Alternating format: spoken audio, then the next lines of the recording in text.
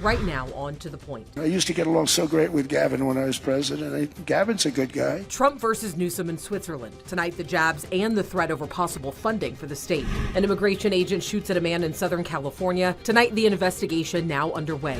We sit down with Senator Adam Schiff. His response to claims made yesterday over moldy food and water at the state's largest immigration detention center. And local elections already heating up. Tonight, meet the new candidates running for Sacramento County District Supervisor 1. We start tonight with those moments overseas between President Trump, Governor Gavin Newsom, and the ongoing threat over Greenland. Thank you for joining us. I'm Alex Bell. Governor Newsom is in Davos this weekend, attending the World Economic Forum along with a few other governors. But today, Newsom's team tells ABC 10 the governor's first speaking event was abruptly canceled under pressure from the White House. Now, we'll get to what was said in just a moment and also the Trump administration's response. But first, Karen Travers is at the White House tonight reporting on President Trump's speech in Davos and that ongoing threat to take over Greenland. President Trump says he will not use force for the U.S. to acquire Greenland, but European leaders say they're hitting pause on a trade deal as the president threatens new tariffs. President Trump posting on social media that after meeting with NATO's Secretary General, he has a, quote, framework of a future deal on Greenland. He provided no details of what a deal would include, but said Vice President Vance and Secretary of State Rubio would lead negotiations on the U.S. Golden Dome missile defense system and Greenland. The president also saying he's backing off his threat of new tariffs on 8 NATO allies. But earlier, the president dug in. This enormous unsecured island is actually part of North America, on the northern frontier of the Western Hemisphere. That's our territory. But the president at the World Economic Forum in Davos stepping back from his previous rhetoric that suggested he could use the military to make that happen. People thought I would use force. I don't have to use force. I don't want to use force. I won't use force. The president was asked later why he took the military option off the table. I don't think it'll be necessary. I really don't. Okay. I think people are going to use better judgment. They'll use their best judgment, and I don't think that will not be necessary. And his message and warning to Denmark and NATO. They have a choice. You can say yes, and we will be very appreciative, or you can say no, and we will remember. The president maintains it's the U.S. alone that can protect Greenland, but European leaders are pushing back strongly. The future of Greenland is only for the Greenlanders to decide. President Trump says he'll meet on the sidelines of Davos tomorrow with Ukraine's President Zelensky. He said today they're reasonably close to reaching a peace deal between Russia and Ukraine, but the president has expressed similar optimism before, and no deal has been reached. Karen Travers, ABC News, the White House. Tonight, during President Trump's speech in Davos, he called out Governor Gavin Newsom in a moment that was actually captured by C-SPAN. Take a look. I used to get along so great with Gavin when I was president. Gavin's a good guy. Again, C-SPAN posted this video on Instagram today showing President Trump speaking. Then you saw the camera kind of pan there. It panned over to Newsom in the crowd. The governor laughing, even trying to hold back a laugh during the speech where President Trump said that he helped a lot in Los Angeles last year and that his administration has cut down on crime. The president also saying that starting immediately, there will be no more payments to sanctuary cities. Now, all of this came as Governor Newsom's office says that the governor's first speaking event was canceled due to pressure from the Trump administration, despite the event being held by Fortune magazine. Now, Newsom's team says the governor was instead offered a VIP nightcap reception for off-the-record drinks, which he declined. When Trump's Treasury Secretary spoke today in Davos, he had a message for the governor. And I can tell my message to Governor Newsom is the Trump administration is coming to California. We are going to crack down on waste, fraud, and abuse. And I was told he was asked to give a speech on his signature policies, but he's not speaking because what have his economic policies brought? Outward migration from California, a gigantic budget deficit, the largest homeless population in America, and the poor folks in the Palisades who had their homes burned down. He is here hobnobbing with the global elite while his California citizens are still homeless. Shame on him. He is too smug, too self-absorbed, and too economically illiterate to know anything.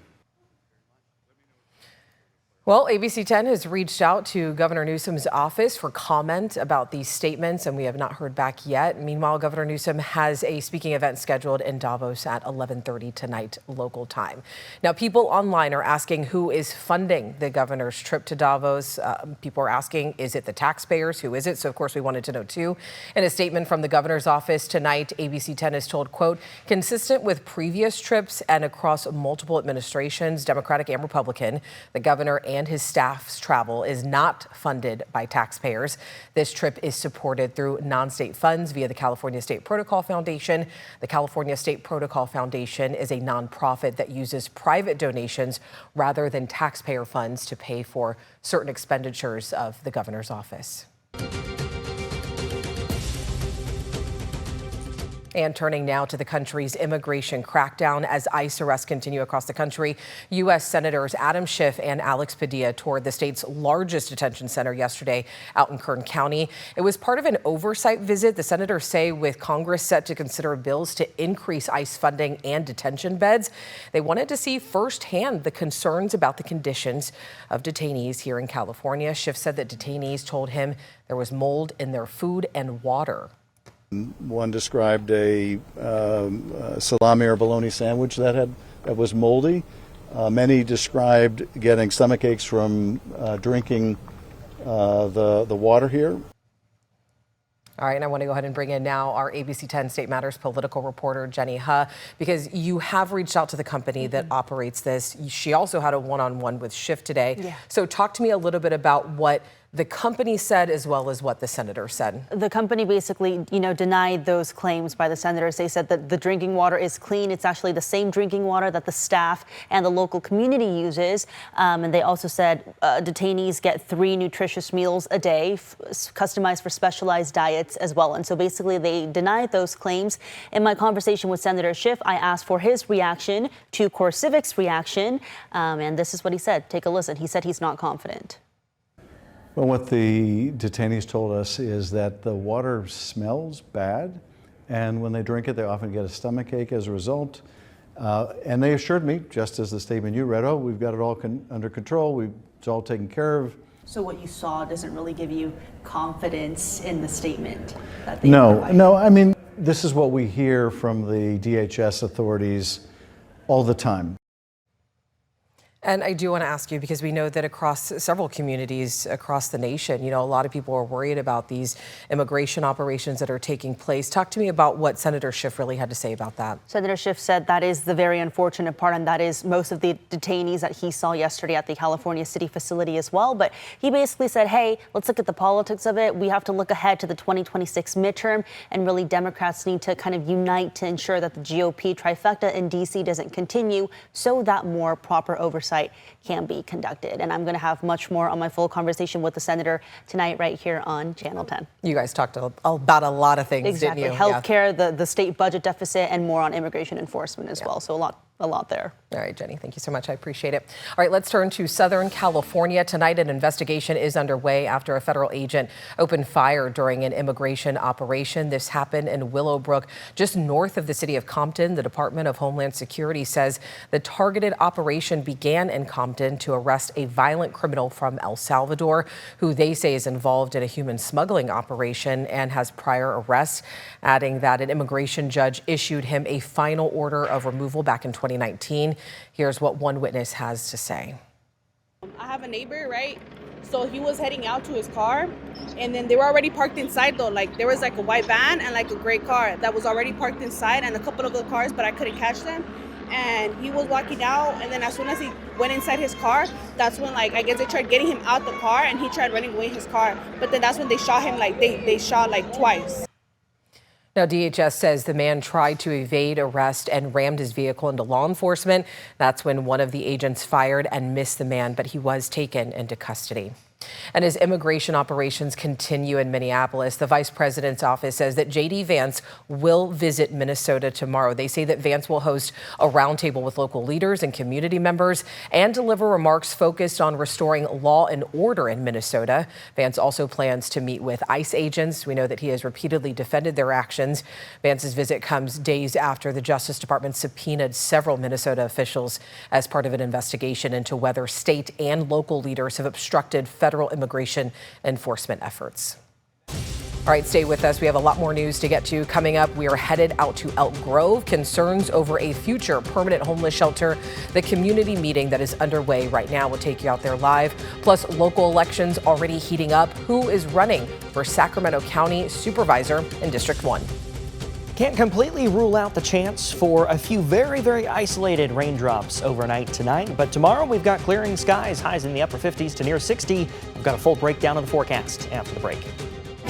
But first, another headlines tonight. The Supreme Court could defy President Trump and keep Lisa Cook on the Federal Reserve. Trump fired Cook last summer based on allegations that she had committed mortgage fraud. Today, many of the Supreme Court justices appeared to be more interested in how the court would side with Cook, not whether it would do so, and how quickly it would resolve her underlying litigation. Cook has denied any wrongdoing. Contempt of Congress proceedings could be coming against Bill and Hillary Clinton. It's over their refusal to sit down for depositions with the congressional panel's investigation of the late convicted sex offender Jeffrey Epstein. On Wednesday, the Republican-controlled House Oversight Committee voted to send the effort to the full House for a vote. Some Democrats joined Republicans in voting to advance the contempt referrals against the former president and former Secretary of State. If voted through, the Department of Justice would then have to decide whether to prosecute. And after cutting their space mission nearly 6 weeks short, the astronauts part of NASA's SpaceX Crew 11, who were evacuated back to Earth from the International Space Station, are speaking out about their incident. They say one of them experienced a medical issue, but NASA and the astronauts are still not disclosing what the medical issue was or which crew member it involves, out of concerns for the crew members. All right, taking a live look over downtown Sacramento tonight in the Golden One Center. The Kings are playing the Toronto Raptors in town tonight. It has been foggy for several days. Let's get over to Brendan Minchef, who is tracking our Light the Beam forecast. Aren't you, Brendan? Yeah. Well, I'm not confident, but, we'll see. Optimism, that's what you said. Optimism. That was the word at the end of the 6 o'clock broadcast. Taking a look at radar and satellite, we've got this little system coming through. It's off the coast, and it'll really stay off the coast. It's not going to move inland. That's why that heaviest rain is not going to move across central or northern California. You see some of it there off the coast of Big Sur towards Monterey, some of it off the coast of San Francisco, but there's not a whole lot, and there won't be a whole lot here. This is really just clouds for us. As we look at Futurecast here through the next few hours, you see a little bit of green popping up on the map. This is just some very isolated raindrops. This is not going to be meaningful rainfall as we head through the overnight. It does not get any more significant. Just a few pockets of the light green there. Best chances for some very, very light showers going to be down through the mother lode. If you see a few raindrops across the Sacramento Metro tonight and across Stockton, somewhere else in the valley, yeah, it's possible. But for most of us, we are going to stay dry. 47 in Sacramento right now, 45 in Stockton, 47 Modesto, 52 Placerville, 36 in Truckee. I've got us starting off Thursday morning in those mid-40s. We'll have, again, those very isolated raindrops and some fog returning as well. Although that fog, the conditions are not as favorable for it to return. So we'll be seeing some of it. It's likely not going to be as widespread as what we've had the last several days. Thursday, I've even got some clearing going on as the system starts to move out. So clouds start to push out. We should have some sunshine coming back in. Highs in the upper 50s to low 60s. Here's that little system there. It's actually going to drop down off the coast as we head through Friday and Saturday. Another high pressure builds behind it. That'll give us a couple of days with a little bit of a northerly breeze, again helping to keep some of that fog away. As we move in towards the end of next week, though, we finally see this pattern shift a little bit. Could allow for a little weak system to come through. Over the next 5 days, not looking at any rain chances. Over the next 7 days, maybe a quarter of an inch along the north coast. As we look at the next 10 days here, mainly dry, a little sunshine as we head into the weekend, but those rain icons do make a return towards the end of the forecast period, Alex. All right, Brendan, thank you. Right after the break, a look at who could be the next county supervisor as local elections heat up, plus the debate over where to put a permanent homeless shelter in Elk Grove. We are live at tonight's community meeting right after the break. Breaking news tonight, former Uvalde school police officer Adrian Gonzalez was just found not guilty of all 29 charges of child endangerment or abandonment. This is in connection to the Uvalde school shooting that happened in Texas in 2022. Gonzalez was the first on scene at Robb Elementary. If you do want more on this case and the verdict that was just in, we do have live coverage streaming right now over on our ABC 10 app.